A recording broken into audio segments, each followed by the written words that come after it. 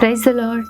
91 కీర్తన 4వ వచనం చూసినట్లయితే, ఆయన తన రెక్కలతో నిన్ను కప్పునని ప్రభు ఈరోజు వాగ్దానం చేస్తున్నాడు. నిశ్చయంగా ప్రియ దేవుని బిడ్డ, మనం ఆరాధిస్తున్న దేవుడు మనని కాపాడి సంరక్షించే దేవుడు. ఎలా అంటే తన రెక్కలతో మనని కప్పే దేవుడు, తన రెక్కల కింద మనకు ఆశ్రయాన్ని కలగచేసే దేవుడు. రూతు మోయాబును వదిలిపెట్టి బెత్లెహేమునకు వచ్చిందండి. యేసయ్య రెక్కల క్రిందికి వచ్చింది కాబట్టి రూతును దేవుడు తను ఆశీర్వదించాడు.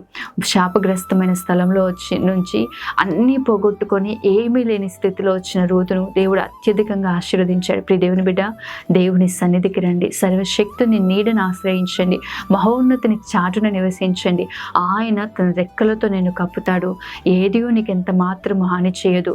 1000 మంది నీ మీదకు దండెత్తి వచ్చిన ఏ అపాయము నీ వద్దకు రాకుండా, ఏ తెగులు నీ గుడారము సమీపించకుండా ప్రభు నిన్ను కాపాడుతాడు, క్షేమాన్ని అనుగ్రహిస్తాడు. ప్రభు రెక్కల చాటున నువ్వు నిలబడుతుండగా గొప్ప కార్యాలు నీవు దేవుని ద్వారా అనుభవిస్తావు, గొప్ప క్షేమాన్ని నువ్వు పొందుకుంటావు. ఆమేన్. God bless you.